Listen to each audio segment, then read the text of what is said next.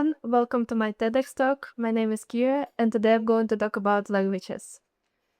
Am I the same person when I speak different languages? It's a question I've been asking myself for a really long time. I speak four languages: Russian, English, French, and I'm currently learning German. In Russian, my native language, I don't think before I speak. The word that comes naturally and expressing myself is easy. In French, I feel happier and more relaxed. I feel like French opens me up and I start to enjoy the world more.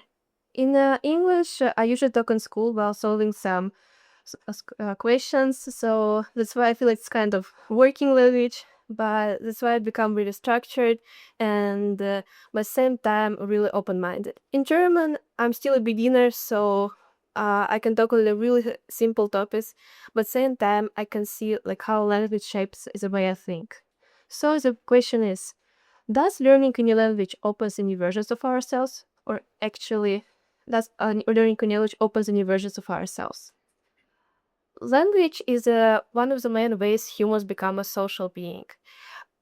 Edward Sapir argued, language is a great force of socialization, probably the greatest that exists. And I honestly really agree with the statement, because through language we learn how to interact with others, express emotions, and understand social norms. Without social interactions, human development would be really limited. Such cases are called fellow children. You may know one of the famous story is the story of Amala and Kamala. This is a story of two girls who were taken by wolves shortly after birth. They obviously they had human characteristics, but at the same time they behaved totally like a wolf. They moved on all fours, they ate on the raw meat and could see well in the dark. The only sound they could produce was wolf's owl in all its different variations. They couldn't laugh, and at the same time, they hadn't developed facial expression that is typical for children of their age. That really connects to the idea of embodied cognition. Cognition is not just abstract thought in our brain. It's rooted in how we pause, express, and use gestures. And words doesn't just float in the air; they're grounded in who we are and how we express ourselves. For example, my personal example is that small talks. When I came to BBIS 3 years ago, for me it was so weird that basically when people greet me, they say, "Hi, how are you?" and just go away without even listening to what I'm saying. Because in Russian, it's really difficult if someone asks, "How are you?" It's more about they're really interested in their response. Obviously, right now I'm using small talks every day, but still, it's for the first time. It was really weird to get used to. So, question to you, audience: if you speak more than one language, please raise a hand if you have ever felt like a different person when you speak different languages. Amazing. So, you may think it's only cultural differences, but actually, it's biology. Our brain is wired for languages. In our brain, there is two areas. Broca's area, which is a blue color, it helps us to produce a speech. And the Wernicke's area that actually help us to understand the speech. They don't work in isolation. Damage to one of them make it hard to work together as it's a large network. And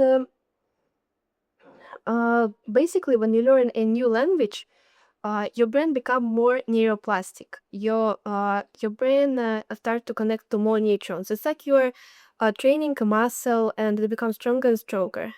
For example, if you're it's for example, if you're studying the whole day in English and then you have come back home and speak in Russian, honestly, it's a really routine day for me.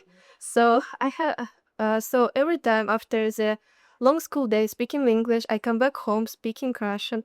Uh, I use Russian words, but same time, it's the sentence structure is so English way that I feel I'm not a native speaker.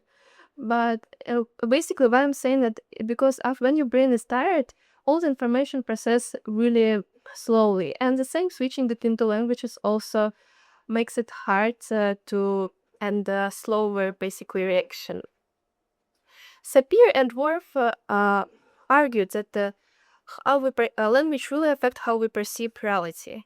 And it's not about that we're a different person in each language, but we still, because of the different grammar rules and just like the structure, logics, we are changing the way we're speaking. For example, one of the tribe in New Zealand, Papuan Mamas, they have really precise past tense. So they have really precise division between today, yesterday, 2 to 5 days ago, and beyond 5 days.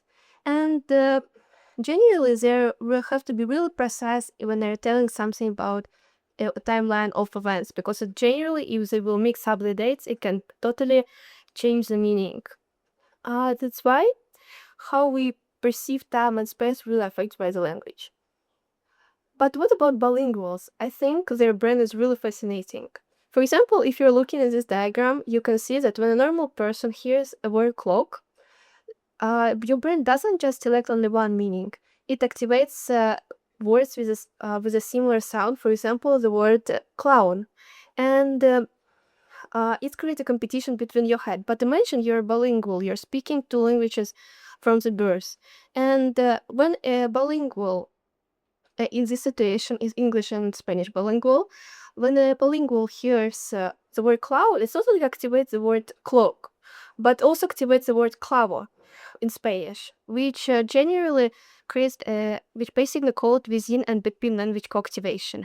That's why bilinguals are better in memorization and visual searching tasks. They're better in focusing and paying attention while listening. So I have not really similar example. I'm not bilingual in Czech, but every time I'm visiting Czech, for the first time when I was visiting Czech Republic, and I was speaking with locals about freshly baked bread, they used the expression "čerstvý chléb," which is basically in Russian we have really similar expression, "čerstvý chléb," which basically means stale and old bread. So when I looked at them, I was like, "Are you serious?" And only after that I realized it was only about the fake friend within the language. And but still, every time I visit Czech Republic, still my native language, which is Russian, dominates all the time. And honestly, your native language carries emotions in really unique ways. Uh, it it's your feelings come automatically. In Russian, I'm more analytical and emotional. In French, I'm more relaxed and I'm more descriptive because there's a lot of synonyms. In English, I'm more structured, but at the same time more open-minded. In and I don't believe that the languages change who we are. I feel like they extends us and opens new parts of our brain, how we changes how we experience the words, our feelings, and interacting with other people. So I will leave the question for you. What version of yourself are you ready to discover next?